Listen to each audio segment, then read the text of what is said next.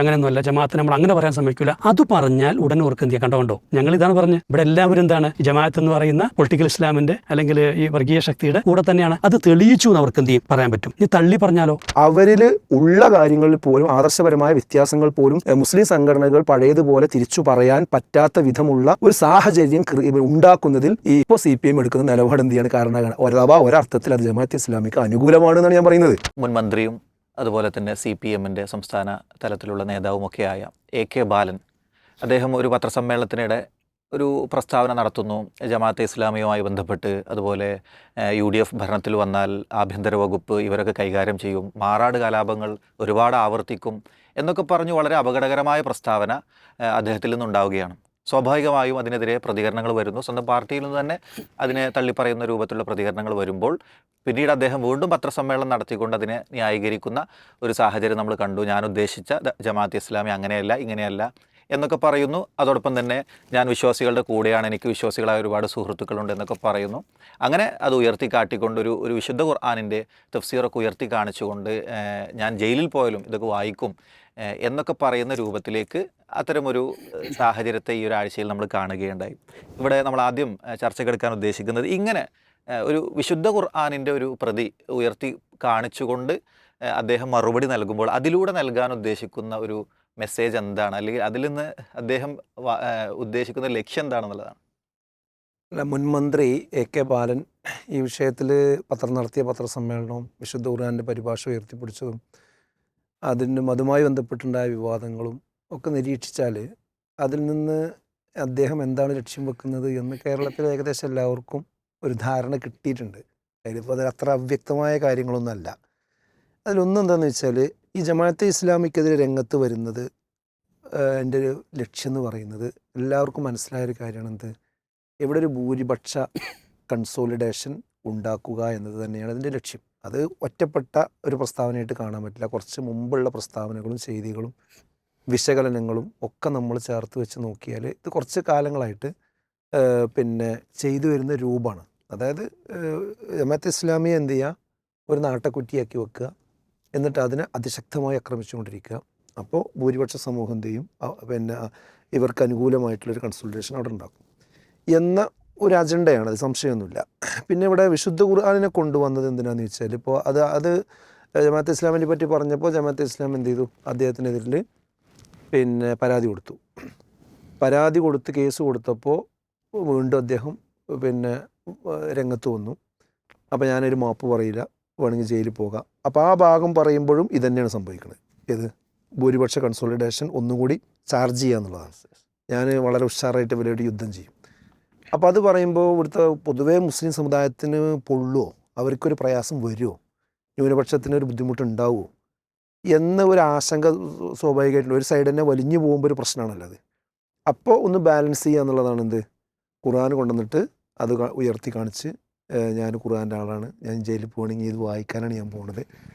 അപ്പോൾ അത് മുസ്ലിം സാമാന്യ ജനത്തിന് എന്ത് കൊടുക്കുക, ഞാൻ നിങ്ങളാരും വിമർശിക്കണില്ല, ഖുർആനെ വിമർശിക്കണില്ല, ഞാൻ ജമാഅത്തെ ഇസ്ലാമിനെ മാത്രമേ വിമർശിക്കണുള്ളൂ, അതുകൊണ്ട് നിങ്ങളാരും ഞങ്ങളോട് എന്ത് ചെയ്യണ്ട, പണം കണ്ട. അപ്പോൾ ഒരേ സമയം ഭൂരിപക്ഷത്തെയും അതേസമയം തന്നെ ന്യൂനപക്ഷ വിഭാഗങ്ങളെയും കയ്യിലെടുക്കാൻ വേണ്ടി കരുതിക്കൂട്ടി വന്ന് പറഞ്ഞ ഒരു സംഗതിയാണത്. അത് യാതൊരു തർക്കമല്ല. ഇങ്ങനെ പറയേണ്ടി വരുന്നത് എൻ്റെ ഒരു പ്രശ്നം എന്താണെന്ന് ചോദിച്ചാൽ, എപ്പോഴും ഇടതുപക്ഷത്തിന് നമ്മൾ കണ്ടുകൊണ്ടിരിക്കുന്നത് വർഗീയ വിരുദ്ധ സന്ദേശം അല്ലെങ്കിൽ നിലപാട് അവർക്ക് പറയണമെങ്കിൽ ഒരു ബാലൻസിങ് തത്വശാസ്ത്രം വളരെ അത്യാവശ്യമാണ്. അതായത് ബാലൻസ് ചെയ്തുകൊണ്ട് മാത്രമേ അവർക്കത് പറയാൻ കഴിയുള്ളൂ. അല്ലാതെ ഒരു പ്ലെയിനായിട്ട് ആ വിഷയത്തെ ഒരു മുൻവിധിയില്ലാതെ സമീപിക്കുക എന്നുള്ള കാര്യത്തിൽ പലപ്പോഴും കഴിയുന്നില്ല.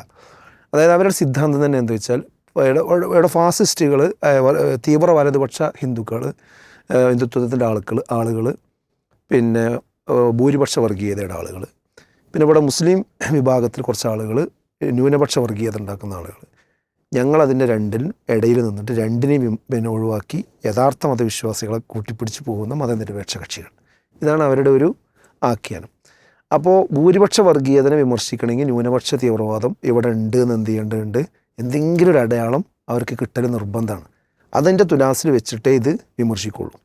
അതേപോലെ തന്നെ അതിനെ വിമർശിക്കണമെങ്കിൽ ഇവിടെ RSSനെ വിമർശിച്ചുകൊണ്ട് തന്നെ എന്ത് ചെയ്യാൻ പറ്റുള്ളൂ, അങ്ങനെ അങ്ങോട്ടും ഇങ്ങോട്ടും അപ്പോൾ ഇപ്പോൾ കുറച്ച് കാലമായിട്ട് പ്രത്യേകിച്ച് ബാബരി മസ്ജിദിൻ്റെയൊക്കെ ഒരു പിന്നെ പതനത്തിനും അതേപോലെ തന്നെ അതിൻ്റെ പ്രത്യേകിച്ച് കോടതി വിധി വന്നല്ല വിഷയത്തിൽ, അതിനൊക്കെ ശേഷം എടുത്ത് നോക്കിക്കഴിഞ്ഞാൽ ഓൾ ഇന്ത്യ തലത്തിലും കേരള സമൂഹത്തിലൊക്കെ മുസ്ലിം പക്ഷത്ത് നിന്ന് ഒരു തീവ്രമായ പിന്നെ രീതിയിലുള്ള പ്രതികരണങ്ങളോ പ്രത്യാക്രമണങ്ങളോ വർഗീയ ധ്രുവീകരണത്തിന് ആക്കം കൂട്ടുന്ന സംഭവങ്ങളോ ഒന്നും റിപ്പോർട്ട് ചെയ്യപ്പെട്ടിട്ടില്ല. അപ്പോൾ പിന്നെ പണ്ടത്തെ കൈവെട്ട് കേസും കാര്യങ്ങളൊക്കെയാണ് പിന്നെടുത്തു കൊണ്ട് വരാറുള്ളത് സാധാരണ. ഇപ്പോൾ അതൊന്നും കിട്ടാതെ വരുമ്പോൾ അവസാനം ആ ഭാഗത്തേക്ക് എന്ത് ചെയ്തിരിക്കുകയാണ്, ഇവിടെ ജമാഅത്തെ ഇസ്ലാമിനെ എടുത്ത് വെച്ചിട്ട് കൈകാര്യം ചെയ്യുന്നു എന്നുള്ളതാണ് ഇപ്പോഴത്തെ ഒരു വിഷയം. അപ്പോൾ അത് ആ ബാലൻസിങ് ശാസ്ത്രത്തിൻ്റെ ഭാഗമായിട്ടാണ് ഈ ഒരു രീതി കൊണ്ടുവരുന്നത്. ഇവിടെ പിന്നെ മുസ്ലിങ്ങൾ ഇരകളും സംഘപരിവാർ ടീം വേട്ടക്കാരും, ഇവർ അതിൽ നിന്ന് മുസ്ലിങ്ങളെ രക്ഷിക്കുന്ന സംരക്ഷകരും. അപ്പോൾ ഇവരിൽ നിന്ന്, ഈ സംഘപരിവാറിൽ നിന്ന് നിങ്ങൾക്ക് രക്ഷ വേണമെങ്കിൽ നിങ്ങൾ എന്ത് ചെയ്യണം, ഞങ്ങളെ സപ്പോർട്ട് ചെയ്യണം എന്ന രീതിയിലാണ് മുസ്ലിങ്ങൾ എന്ത് ചെയ്യുന്നത്. അവിടെ നമുക്ക് പറയാനുള്ളത് എന്താ വെച്ചാൽ, ഇവിടെ 3 കക്ഷിയില്ല, 2 കക്ഷിയുള്ളൂ. ഒന്ന് സംഘപരിവാർ, അതോടൊപ്പം തന്നെ അവരുടെ വേട്ട ലിസ്റ്റിൽ പിന്നെ മുസ്ലിങ്ങളുണ്ട്, ക്രിസ്ത്യാനികളുണ്ട്, കമ്മ്യൂണിസ്റ്റുകളുണ്ട്. അപ്പോൾ നമ്മളെല്ലാവരും ഇരകളാണ്. അപ്പോൾ ഇരകളെല്ലാവരും ഒരുമിച്ച് ചേർന്നുകൊണ്ട് ഒരു മതനിരപേക്ഷ പ്ലാറ്റ്ഫോമിൽ ഉയർത്തിപ്പിടിച്ച് എല്ലാവരും ഒരേപോലെ നിന്നുകൊണ്ട് ഇവർക്ക് ഈ ഒരു ആശയത്തിനെതിരെ പ്രതികരിക്കുക എന്നുള്ളതാണ് ശരിയായി ചെയ്യേണ്ട കാര്യം. അതാണ്. അതിന് പകരം എപ്പോഴും ഞങ്ങൾക്ക് കുഴപ്പമൊന്നുമില്ല, നിങ്ങൾക്കാണ് കുഴപ്പം എന്ന ആ രീതി തന്നെ എന്തല്ല, ഒരു ശരിയായ സമീപനമല്ല. പിന്നെ ഇപ്പോൾ ഇതിലൂടെ സംഭവിക്കാൻ പോകുന്നത് എന്താണെന്ന് വെച്ചാൽ, 2 വിഭാഗത്തിൻ്റെ പിന്തുണ ഇവർക്ക് കിട്ടാതെ പോകുന്നുള്ളതാണ്. അത് അവരുടെ പാർട്ടിയിൽ ഉത്തരവാദപ്പെട്ട ചിന്തിക്കുന്ന ആളുകൾ ആലോചിക്കണം എന്ന് എനിക്ക് പറയാനുള്ളത്. അതായത് ഭൂരിപക്ഷത്തിൻ്റെ പിന്തുണയും കിട്ടൂല, ന്യൂനപക്ഷത്തിൻ്റെ പിന്തുണയും കിട്ടൂല. കാരണം ഇത് രണ്ടും, ഈ ഒരു പത്രസമ്മേളനവും ഈ പ്രയോഗങ്ങളും കണ്ടാൽ തന്നെ എന്താവും, ഇത് ഒരു ആത്മാർത്ഥമല്ലാത്ത സംഗതിയാണ് എന്നുള്ളതിനെ സംബന്ധിച്ച് എല്ലാവർക്കും വേഗം മനസ്സിലാവും അത്. പിന്നെ വേറൊരു പ്രധാനപ്പെട്ട വിഷയം എന്താ വെച്ചാൽ, ഇപ്പോൾ ജമാഅത്തെ ഇസ്ലാമിയും മറ്റു മുസ്ലിം സംഘടനകളും ആശയപരമായിട്ട് ഒട്ടനവധി വ്യത്യാസങ്ങളുണ്ട്. അത് ഒരുപാട് കാലങ്ങളായിട്ട് എഴുതും പ്രസംഗിക്കും ഒക്കെ ചെയ്യുന്ന വിഷയങ്ങളാണ്. ഇപ്പോൾ ഈ ഹാക്കിമിയത്തുമായി ബന്ധപ്പെട്ട വിഷയത്തിലും അവരുടെ മതനിരപേക്ഷ നിലപാടുമായി ബന്ധപ്പെട്ട കാര്യങ്ങളിലും ഒക്കെ അതിൻ്റെ സൈദ്ധാന്തികമായിട്ട് അവരെഴുതും പറയുകയൊക്കെ ചെയ്ത കാര്യങ്ങളിൽ ഖുർആനിലും അതുപോലെ തന്നെ പ്രമാണങ്ങളിലും അതിനോടെതിരുള്ള ഇബാദത്തുമായി ബന്ധപ്പെട്ട്, റബ്ബുമായി ബന്ധപ്പെട്ട്, ദീനുമായി ബന്ധപ്പെട്ട് വളരെ ബേസിക് ആയിട്ടുള്ള വിഷയങ്ങളിൽ അവരുമായിട്ട് വ്യത്യാസങ്ങളുണ്ട്. ആ വ്യത്യാസങ്ങൾ ഇവിടെ എത്രയോ പ്രാവശ്യം പ്രസംഗിക്കുകയോ എഴുതുകയൊക്കെ ചെയ്ത സംഗതികളാണ്. പക്ഷേ ഇപ്പോൾ എന്താ സംഭവിക്കുന്നതെന്ന് ചോദിച്ചാൽ, ഇനി മുസ്ലിം സംഘടനകൾക്ക് ജമാഅത്തെ ഇസ്ലാമിയിലുള്ള തകരാറ് എടുത്തു പറയാൻ പറ്റാത്ത വിധം ഇവർ എന്ത് ചെയ്യാണ്, ജമാഅത്തെ ഇസ്ലാമിയെ കടന്നാക്രമിക്കുകയാണ്. അപ്പോൾ ഈ ഓവറായിട്ട് ആക്രമിക്കുന്ന ഒരു ആക്രമിക്കുമ്പോൾ ഇത് ഈ ഒരു രീതി എന്തായാലും ശരിയല്ലല്ലോ എന്നാരും വിചാരിക്കുകയാണ്. മൊത്തം മുസ്ലിം സാമാന്യ ജനങ്ങൾ വിചാരിക്കുകയാണ്. കാരണം ഇത്ര അഗ്രസീവായിട്ടുള്ള രീതിയിലുള്ളൊരു ആക്രമണം, അതായത് ഇവരിവിടെ എല്ലാ കലാപത്തിൻ്റെ പിന്നിൽ ഇവരാണ്, എല്ലാ സമരത്തിൻ്റെ പിന്നിൽ ഇവരാണ്. അതുപോലെ തന്നെ മാറാട് കലാപം അവിടെ ആവർത്തിക്കും, അവിടുത്തെ ആഭ്യന്തര വകുപ്പ് അവർ കൊണ്ട് ഇങ്ങനെ എക്സാജറേറ്റ് ചെയ്ത് ഓവറായിട്ടൊരു കാര്യം പറയുമ്പോൾ അത് ശരിയല്ല എന്ന് ഇവിടുത്തെ എല്ലാവർക്കും അറിയാം. അങ്ങനെ ആരും അവരിൽ ആ നിലക്ക് ആക്ഷേപിച്ചിട്ടുമില്ല. അപ്പോൾ സ്വാഭാവികമായിട്ടും ഈ പറയുന്നത് ശരിയല്ല എന്ന് വരും. അപ്പോൾ നമുക്ക് എന്താ സംഭവിക്കുക വെച്ചാൽ, അവരിൽ ഉള്ള കാര്യങ്ങളിൽ പോലും ആദർശപരമായ വ്യത്യാസങ്ങൾ പോലും മുസ്ലിം സംഘടനകൾ പഴയതുപോലെ തിരിച്ചു പറയാൻ പറ്റാത്ത വിധമുള്ള ഒരു സാഹചര്യം ഉണ്ടാക്കുന്നതിൽ ഇപ്പോൾ CPM എടുക്കുന്ന നിലപാട് എന്ത് ചെയ്യാണ് കാരണമാണ്. ഒരർത്ഥത്തിൽ അത് ജമാഅത്തെ ഇസ്ലാമിക്ക് അനുകൂലമാണെന്നാണ് ഞാൻ പറയുന്നത്.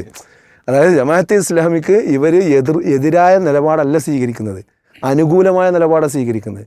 കാരണം എന്താ, ആഭ്യന്തരമായി മുസ്ലിം സംഘടനകളിൽ നിന്ന് ഉള്ള അവർക്കെതിരെയുള്ള വിമർശനങ്ങളൊക്കെ കുറച്ച് കാലങ്ങളായിട്ട് നിലച്ചു പോയിട്ടുണ്ട്. ആ നിലച്ചു പോകാനുള്ള കാരണം എന്താ വെച്ചാൽ, ഇവർ ശക്തമായി അഗ്രസീവായിട്ട് വിമർശിക്കുന്നു, ഇല്ലാത്ത കാര്യങ്ങൾ കടത്തിക്കൂട്ടി പറയുന്നു.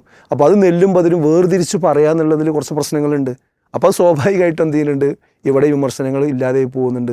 മൊത്തം മുസ്ലിം കമ്മ്യൂണിറ്റിൻ്റെ ആ ഒരു സഹാനുഭൂതിയെന്നോ സഹതാപെന്നോ അങ്ങനെ എന്തുള്ളത് ഒരു ഇരയോടൊപ്പം നിൽക്കുക എന്നുള്ള ആ ഒരു സംഗതി സ്വാഭാവികമായിട്ട് ഇവിടെ തരംഗണ്ടായി വരുന്നുണ്ട്. അത് നമ്മൾ കാണാതിരിക്കാൻ പറ്റില്ല.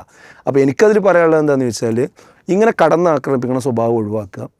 പിന്നെ ജമാഅത്തെ ഇസ്ലാമിയെ സംബന്ധിച്ചിടത്തോളം മറ്റു മുസ്ലിം സംഘടനകൾക്കുള്ള ആശയപരമായിട്ടുള്ള ആ കാര്യങ്ങൾ പറയാനുള്ള സ്പേസ് ഉണ്ടാകണം. അത് ജമാഅത്തെ ഇസ്ലാമിനെ പറ്റി അങ്ങോട്ട് പറയാന്നുള്ളതല്ല, അവർക്ക് നമ്മളെ പറ്റി ഇങ്ങോട്ട് പറയണമെങ്കിൽ അതും പറഞ്ഞോട്ടെ.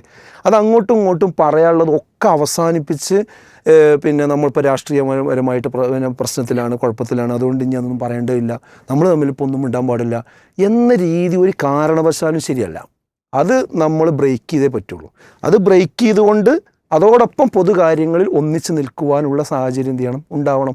കാരണം അത് ബ്രേക്ക് ചെയ്യണമെന്ന് ഞാൻ പറയാൻ കാരണം എന്ന് വെച്ചാൽ അവരെ സംബന്ധിച്ചിടത്തോളം അവർ എഴുതിയതും പ്രസംഗിച്ചതും ഒക്കെ അവിടെ നിലനിർത്തിക്കൊണ്ടാണ് അവർ ഇത്തരം കാര്യങ്ങളിലൊക്കെ എന്ത് ചെയ്യുന്നത്, മറ്റൊരു നയം എടുക്കുന്നത്.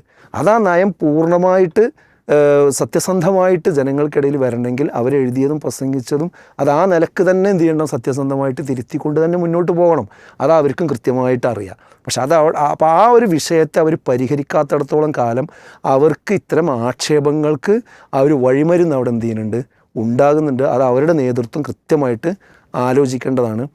എന്നാൽ നമ്മളെ സംബന്ധിച്ചിടത്തോളം എന്താ വെച്ചാൽ പറയാനുള്ള അഭിപ്രായ വ്യത്യാസങ്ങൾ അങ്ങോട്ടും ഇങ്ങോട്ടും എന്ത് ചെയ്യണം, പറഞ്ഞു പോകണം. അതോടൊപ്പം ഇത്തരം പിന്നെ ജമാഅത്തെ ഇസ്ലാമിയെ ഒരു നാട്ടക്കുറ്റിയാക്കി വെച്ചുകൊണ്ട് മുസ്ലിം സമുദായത്തെയും മുസ്ലിം പിന്നെ ഐഡൻറ്റിറ്റിയെയും അതുപോലെ തന്നെ മുസ്ലിം പിന്നെ സാങ്കേതിക ശബ്ദങ്ങളെയും ഇപ്പോൾ ഖിലാഫത്തിനെ വരെ ചോദ്യം ചെയ്ത സന്ദർഭങ്ങളൊക്കെ ഉണ്ട്. അങ്ങനെ ആക്രമിക്കുകയും ചെയ്യുക, അങ്ങനെ ഇസ്ലാമോഫോബിക്കിനുള്ള ഒരു അടയാളമായി ഇവരെടുത്ത് വെക്കുക എന്നുള്ള കാര്യത്തിൽ എല്ലാവരും ഒറ്റക്കെട്ടായിട്ട് തന്നെ എന്ത് ചെയ്യേണ്ടതുണ്ട്. അത് ആര് ചെയ്താലും, അത് CPM ചെയ്താലും ശരി, BJP ചെയ്താലും ശരി, ആര് ചെയ്താലും ആ വിഷയത്തിൽ മുസ്ലിം സംഘടനകൾക്ക് ഒന്നിച്ച് നിൽക്കണം. എന്നാൽ സംഘടനകൾ തമ്മിലുള്ള അഭിപ്രായ വ്യത്യാസങ്ങൾ പറയാനുള്ള സ്പേസ് അവിടെ നിലനിൽക്കും വേണം. അതെല്ലാം അവസാനിപ്പിച്ചുകൊണ്ട് ഇതിലേക്ക് പോവുക, അത് അവസാനിപ്പിച്ചുകൊണ്ട് ഇങ്ങോട്ടും വരിക എന്നുള്ള രീതിയല്ല. അത് വളരെ മാന്യമായി കൈകാര്യം ചെയ്തുകൊണ്ട് തന്നെ എന്ത് ചെയ്യേണ്ടതുണ്ട്, ഈ വിഷയത്തിൽ മുന്നോട്ട് പോകേണ്ടതുണ്ട്. അതെ, തീർച്ചയായിട്ടും അത്തരം ആരോഗ്യപരമായ സംവാദങ്ങൾ നിലനിൽക്കണമെന്ന് തന്നെയാണ് ഇവിടെ അദ്ദേഹം എടുത്തു പറയുന്നുണ്ട്. ഹമീദ് മാഷ് ജയിലിൽ പോയാലും ഈ ഖുർആൻ വായിച്ചു തീർക്കാൻ സമയം കണ്ടെത്തും എന്നൊക്കെ ആവർത്തിച്ച് പറയുന്നുണ്ട്. അപ്പോൾ ഞാൻ മുസ്ലിങ്ങൾക്കൊപ്പമാണ് എന്നതാണ് അദ്ദേഹം അതിലൂടെ പറഞ്ഞു വെക്കാൻ മുനാഫിഖല്ല എന്നൊക്കെ പ്രത്യേകം എടുത്തു പറയുന്നുണ്ട്. ആ ഒരു വാചകത്തെ എത്രത്തോളം സത്യസന്ധമായി നമുക്ക് കാണാൻ കഴിയുമെന്ന്. അല്ല, തൻ്റേത് വർഗീയതയ്ക്കെതിരായ ഒരു പ്രസ്താവന മാത്രമാണ് എന്നാണ് ശ്രീ AK ബാലൻ അതിനെ ന്യായീകരിച്ചിട്ടുള്ളത്. അപ്പോൾ അതിലൊന്നാമത്തൊരു ചോദ്യം, ഇതിനിടയിൽ എന്തിനാണ് രണ്ട് കൊള്ളികൾ, ഒന്ന് ജമാഅത്ത് എന്ന് പറയുന്നൊരു കൊള്ളി, രണ്ട് മാറാട് എന്ന് പറയുന്നൊരു കൊള്ളി, ഇത് രണ്ടും എന്തിനാണ് വെച്ച് തിരികിയത് എന്നുള്ളൊരു ചോദ്യം വളരെ പ്രധാനമാണ്. അപ്പോൾ ശരിക്കും പറഞ്ഞു കഴിഞ്ഞാൽ LDF അധികാരത്തിൽ വന്നില്ലെങ്കിൽ ഇവിടെ മാറാടുകൾ ആവർത്തിക്കും എന്ന് പറഞ്ഞാൽ ഒരിക്കലും ഒരു സ്റ്റേറ്റ് അല്ലല്ലോ. ഇപ്പോൾ നമ്മുടെ കേരളത്തിൻ്റെ ഒന്നും ചരിത്രത്തിൽ ഒരിക്കലും സ്റ്റേറ്റ് സ്പോൺസേഡ് ആയിട്ടുള്ള ഈ വർഗീയ കലാപങ്ങളൊന്നും ഉണ്ടായിട്ട്, അത് മറ്റേ വേറെ എവിടെയൊക്കെ ഉണ്ടായിട്ടുണ്ടാവും, പുറത്ത് നിന്നുള്ള ശക്തികൾ തന്നെയാണ് ചെയ്യാറില്ല. അപ്പോൾ UDF അധികാരത്തിൽ വന്നു കഴിഞ്ഞാൽ പിന്നെ ആരായിരിക്കും നടത്തുന്നത്? അപ്പോൾ അവിടെ തങ്ങൾക്കെതിരെ തന്നെയുള്ള ഒരു നിഗൂഢമായ എന്തോ ഒരു പ്രസ്താവനയാണത്. രണ്ടെന്താ വെച്ചാൽ നമുക്കറിയാം, ഇപ്പോൾ BJP കേന്ദ്രത്തിൽ അധികാരത്തിൽ വന്നതോടെ ഈ ബോംബ് പൊട്ടുന്നതൊക്കെ എന്ത് ചെയ്തു, നിന്നു. വല്ല കാശ്മീരിലോ കുറച്ച് ഇതേ ഉണ്ടായിട്ടുള്ളൂ. അത് നമ്മൾ നിരന്തരമായി നടന്നിരുന്നൊരു സാധനം എന്ത് ചെയ്തു, നിന്നു. അതുപോലെ തന്നെ അത്തരം കലാപങ്ങൾ അവസാനിച്ചു, അത് പ്രത്യക്ഷവൽക്കരിക്കപ്പെട്ടു. ഇപ്പോൾ അത് വളരെ പ്രത്യക്ഷമായിട്ടുള്ള മോബ് ലിഞ്ചിങ്ങിലേക്കും മറ്റേ ആക്രമണങ്ങളിലേക്കൊക്കെ പോയിട്ടുണ്ട്. അപ്പോൾ ഇവിടെ ഈ പ്രസ്താവനയിലുള്ള ഒരു നിഗൂഢ സ്വഭാവം എന്ന് പറയുന്നത് ഞങ്ങൾ പുറത്തേക്ക് ഇറങ്ങിക്കഴിഞ്ഞാൽ ഞങ്ങൾ ഇതിൻ്റെയൊക്കെ ഭാഗമാകുമെന്നാണ് ശരിക്കും പറഞ്ഞാൽ വായിക്കേണ്ടത്. അതവിടെ നിൽക്കട്ടെ. പക്ഷേ ഇതിനൊരു രാഷ്ട്രീയ അജണ്ട ഉണ്ടോ എന്നുള്ളതാണ് നമ്മുടെ ചോദ്യം. ഞാൻ പറഞ്ഞ രാഷ്ട്രീയ അജണ്ട ഉണ്ടോ എന്ന് നമുക്ക് മനസ്സിലാക്കാൻ വളരെ എളുപ്പമാണ്. ഇന്നലെ ഒരു പത്രസമ്മേളനം നടത്തിയിട്ട് BJPയുടെ സംസ്ഥാന സെക്രട്ടറി രാജീവ് ചന്ദ്രശേഖർ 100 ദിവസം നീണ്ടു നിൽക്കുന്ന ഒരു ക്യാമ്പയിൻ പ്രഖ്യാപിച്ചിട്ടുണ്ട്. അതിൻ്റെ ടൈറ്റിൽ എന്ന് പറയുന്നത് അപകട രാഷ്ട്രീയം വികസനം എന്നാണ്. അപകട രാഷ്ട്രീയം എന്താ വെച്ചാൽ UDFും മുസ്ലിം ലീഗും ജമാഅത്തെ ഇസ്ലാമിയും ചേർന്നുകൊണ്ട് രൂപപ്പെട്ടിട്ടുള്ള ഈ ഒരു കൂട്ടുകെട്ട് അത് കേരള രാഷ്ട്രീയത്തിന് അപകടമാണ്. പിന്നെ വികസനം എന്തുകൊണ്ട് ഉദ്ദേശിച്ചത് മറ്റു സംസ്ഥാനങ്ങളിലെ വികസനത്തെ പഠിച്ചു തുലനം ചെയ്തുകൊണ്ട് കേരളത്തിൽ വികസനം ഉണ്ടായിട്ടില്ല എന്നും പറയുമെന്നാണ് അവർ പറയുന്നത്.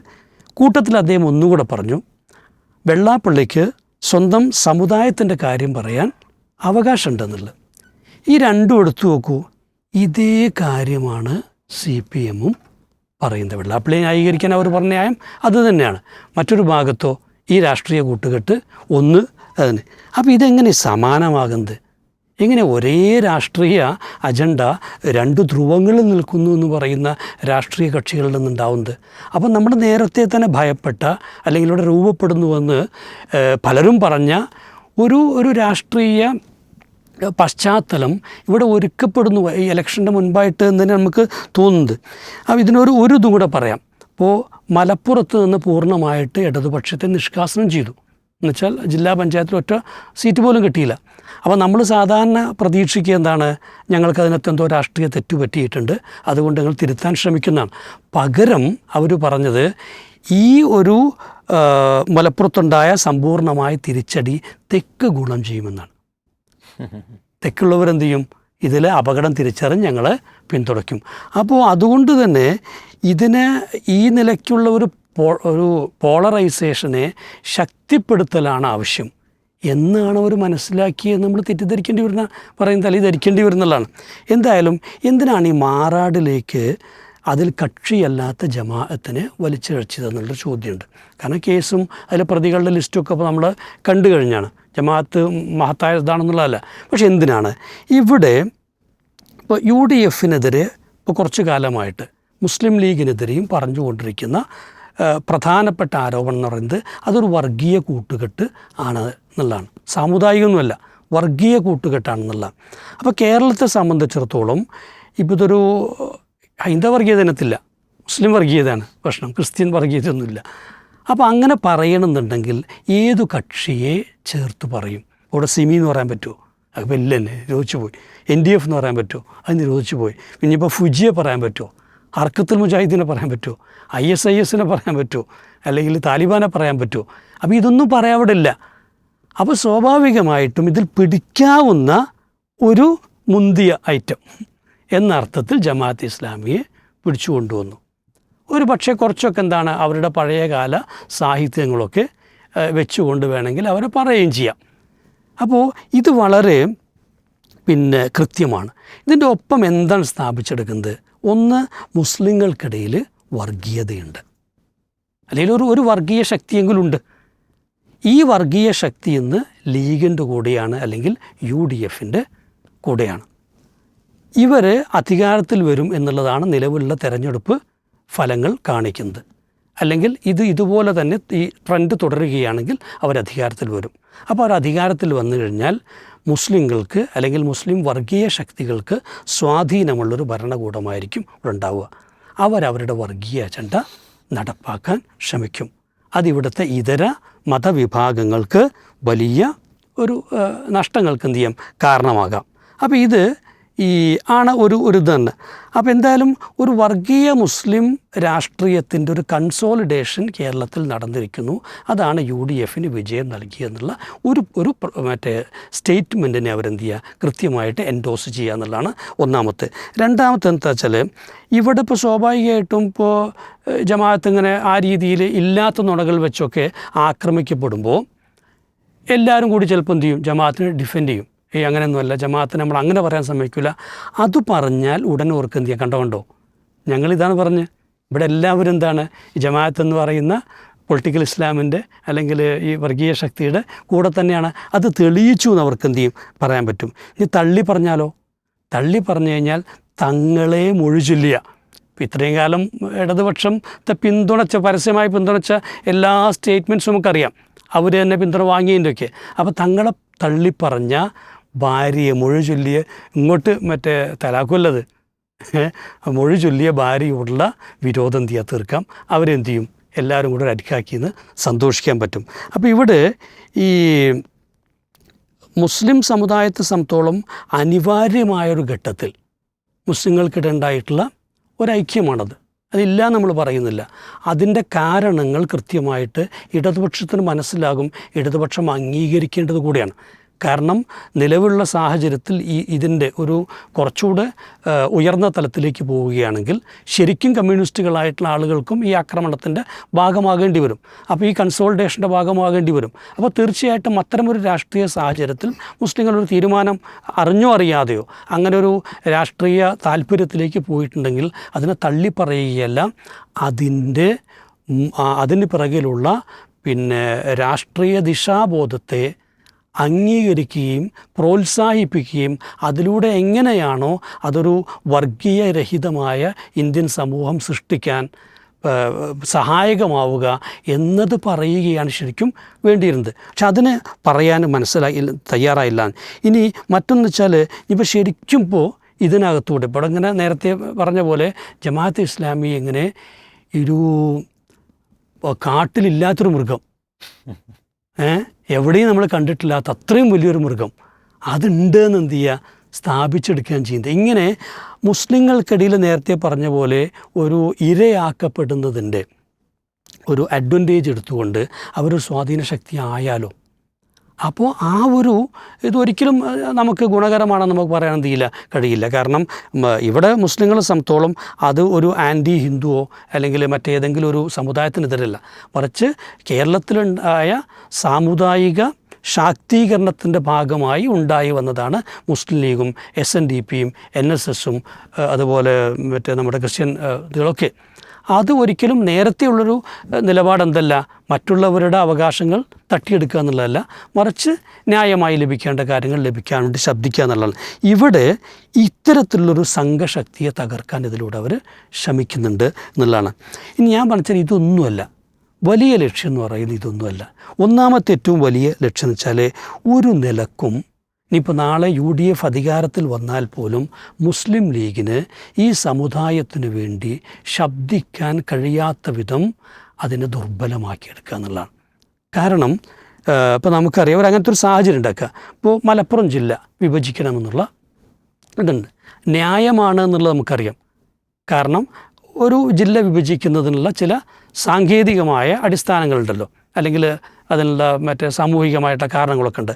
അത് വെച്ചുകൊണ്ട് ഇതിപ്പോൾ മുസ്ലിം ലീഗല്ല, ഇപ്പോൾ നമുക്കറിയാം, ഇപ്പോൾ മറ്റു ചിലർ ഇപ്പം എന്താണ് ഒരു സന്തോഷ് പണ്ഡിറ്റ് അല്ലേ, അദ്ദേഹം എന്ത് പറഞ്ഞു, ഇത് വിഭജിക്കേണ്ടതാണ് എന്നൊക്കെ പറഞ്ഞു. അപ്പോൾ പക്ഷേ ഇത് നാളെ UDF അധികാരത്തിൽ വരുന്ന സമയത്ത് മുസ്ലിം ലീഗ് ഉന്നയിച്ചാൽ ഉടൻ എന്തു പറയും? ഇതാണ് ഞങ്ങൾ നേരത്തെ പറഞ്ഞ പ്രശ്നമെന്നുള്ളത്. ഇപ്പോൾ ഇവിടെയുള്ള സംവരണ പ്രശ്നങ്ങൾ വളരെ രൂക്ഷമായിട്ട് നിലനിൽക്കുന്ന സംവരണ പ്രശ്നങ്ങളുണ്ട്. ഇതുന്നയിച്ചാൽ കണ്ടോ മറ്റുള്ളവരുടെയൊക്കെ ഇത് കടന്നു കയറാൻ തുടങ്ങിയെന്ന് പറയും. ഇതുപോലെ നമ്മുടെ 80-20 ആയാലും സ്കോളർഷിപ്പിൻ്റെ ആയാലും മറ്റ് സീറ്റ് നീറ്റ് എന്തോ ആയിക്കോട്ടെ, ഇത് ഏതുന്നയിച്ച് കഴിഞ്ഞാലും ഇവിടെയെല്ലാം തന്നെ ഇതിനെ തടയാൻ വേണ്ടി അവർക്ക് ഇവർ നേരത്തെ ഉണ്ടാക്കി വെച്ച ഈ മാമൂൽ സിദ്ധാന്തത്തെ എടുത്തുപയോഗിക്കാൻ പറ്റുന്നുള്ളതാണ്. അപ്പോൾ മറിച്ച് രണ്ടാമതെന്ന് വെച്ചാൽ, അല്ലെങ്കിൽ വർഗീയ അജണ്ട പുറത്തു വന്നു എന്ത് ചെയ്യും പറയും. രണ്ടാമതെന്ന് വെച്ചാൽ ഈ അർഹിക്കുന്നത് പോലും നേടിയെടുക്കാൻ സാധിക്കില്ല. എത്രപ്പോൾ നമ്മളിപ്പോൾ ഇപ്പം ജെൻഡർ ന്യൂട്രൽ അജണ്ടയ്ക്ക് ഇതൊക്കെ പറഞ്ഞാൽ പോലും എന്തായിരിക്കും, അതൊക്കെ എന്താണ്, ഇതാണ്ട മുസ്ലിം വർഗീയത ശക്തമായിട്ട് പുറത്തു വരാൻ തുടങ്ങിയതായിരിക്കും എന്ത് ചെയ്യുക പറയുക. പിന്നെന്താ വെച്ചാൽ മുസ്ലിം ലീഗിനെ സംബന്ധിച്ചിടത്തോളം ഇന്ന് ഒരു പക്ഷേ ഇപ്പോൾ UDFൻ്റെ വിജയത്തിലും മാത്രമല്ല ഒരു പൊട്ടൻഷ്യൽ സപ്പോർട്ട് എടുത്തു കഴിഞ്ഞാൽ അറിയാം അവരുടെ വോട്ട് കൺസോളിഡേറ്റ് ചെയ്തിട്ടുണ്ട്. മാത്രമല്ല വ്യക്തമായിട്ടുള്ള വിജയമാണ് അവർ നേടിയെടുത്തുള്ളത്. അപ്പോൾ ഒരു ബാർഗെയിനിങ് കപ്പാസിറ്റി ഉണ്ടാവും. ഒരു പോസിറ്റീവായിട്ടുള്ള സെൻസ് പറയാം, അല്ലാതെ നെഗറ്റീവ് ഇതിനകത്തല്ല. പക്ഷേ അങ്ങനെ ഒരു ബാർഗെയിനിങ് കപ്പാസിറ്റി ലീഗിന് ഇല്ലാതെയാക്കിയെടുക്കുക, അത് കൃത്യമായ ലക്ഷ്യമാണ്. അങ്ങനെ എന്തെങ്കിലും ഇപ്പം ഇനി നോക്കിക്കോളൂ, ഈ അടുത്ത് വരാൻ പോകുന്നത് മറ്റേ കൂടുതൽ സീറ്റ് ചോദിക്കും, അല്ലെങ്കിൽ 5 മന്ത്രിമാരെ ചോദിക്കും, അല്ലെങ്കിൽ 8 മന്ത്രിമാരെ ചോദിക്കും, അത് ആഭ്യന്തര വകുപ്പ് ചോദിക്കും, അല്ലെങ്കിൽ മറ്റേ വകുപ്പ് ചോദിക്കും, ഇങ്ങനെയായിരിക്കും പറയാം. അപ്പോൾ ഇതൊന്നും ചോദിക്കാൻ പറ്റാത്ത വിധം അതിനൊന്നും അവർക്ക് അവകാശമില്ല എന്ന് സ്ഥാപിക്കാൻ വർഗീയമാണ് അവരെന്ന് സ്ഥാപിച്ച് എടുക്കുക എന്നുള്ളതാണ്. അപ്പോൾ എന്തായാലും ആ ഒരു മുസ്ലിം ഈ ഡോമിനൻസ് അതിൽ ഉണ്ട് എന്ന് വരുത്തി തീർക്കാനായിരിക്കും ഇനി അടുത്തൊരു ഇതുണ്ടാവുക. മൂന്നാമത്തെ എന്താ വെച്ചാൽ ഈ ജമാഅത്തെ ഇസ്ലാമിയെ എങ്ങനെ ലൈംലൈറ്റിൽ നിർത്തുമ്പോൾ നേരത്തെ പറഞ്ഞ പോലെ ജമാഅത്തെ ഇസ്ലാമിക്ക് കൂടുതൽ വിസിബിലിറ്റി കൊടുക്കുക, കൂടുതൽ അക്സെപ്റ്റൻസ് ഉണ്ടാക്കി കൊടുക്കുക. ഒപ്പം തന്നെ അവരാണ് റെപ്രസെൻറ്റേറ്റീവ്സ് എന്നൊരു ഇതുണ്ടാക്കുക. അത് ഞാൻ കരുതുന്ന വെച്ചാൽ അതിൽ അങ്ങനെ പറയാൻ പാടില്ല, പക്ഷേ എങ്കിൽ പോലും അതൊരു അജണ്ട വെച്ച് തന്നെ ചെയ്യുകയാണോ നമ്മൾ ഭയപ്പെടേണ്ടതുണ്ട്. കാരണം അങ്ങനെ ഒന്ന് സംഭവിച്ചാൽ ഇവിടെ സംഭവിക്കുന്നതാണ്, നിലവിൽ മുസ്ലിം രാഷ്ട്രീയത്തിൽ കേരള രാഷ്ട്രീയത്തിൽ മുസ്ലിം സമുദായത്തിൻ്റെ ശക്തമായ റെപ്രസെൻറ്റേഷൻ എന്ന് പറയുന്നത് ലീഗാണ്. അതിൻ്റെ ഗുണവും ദോഷമൊക്കെ ഉണ്ടായിരിക്കാം, പക്ഷേ എങ്കിൽ പോലും അതിന് ഗുണപരമായിട്ട് മാറാൻ പറ്റുന്ന ഒന്നാണ്. ഇതിനകത്തേക്കൊരു സ്പ്ലിറ്റ് കൊണ്ടുവരികയാണ്, മറ്റൊരു ശക്തിയെ കൂടെ കൊണ്ടുവന്നൊരു സ്പ്ലിറ്റ് കൊണ്ടുവരികയാണ്. ഇതൊരിക്കലും മുസ്ലിം രാഷ്ട്രീയത്തിന് ഗുണകരമാവില്ല, അപകടകരമായിട്ടുള്ളൊരു ഇതിലേക്ക് പോകും. അപ്പോൾ അവസാനമായിട്ട് പറഞ്ഞതെന്ന് വെച്ചാൽ ഇവിടെ ലീഗിനാണ് സ്വാധീനം ഉണ്ടാവുക, ആഭ്യന്തരമന്ത്രി ഒരാകും, അപ്പോൾ RSSൻ്റെ ആഭ്യന്തരമന്ത്രി പുറത്താകും എന്നാണ് ശരിക്കും പറഞ്ഞു കഴിഞ്ഞാൽ ഇതിൻ്റെ മാനാണ് പറയുന്നത്. എന്തായാലും ഇത് കേവലം ഒരു വർഗീയതയ്ക്കെതിരെയുള്ള പ്രസ്താവനയായിട്ട് കാണാൻ നമുക്ക് ബുദ്ധിമുട്ടുണ്ട്. മറിച്ച് ദൂരം പോകുന്ന ഒരു കല്ലാണ് അവർ എറിഞ്ഞിട്ടുള്ളതെന്ന് തന്നെ നമുക്ക് തോന്നുന്നുണ്ട്.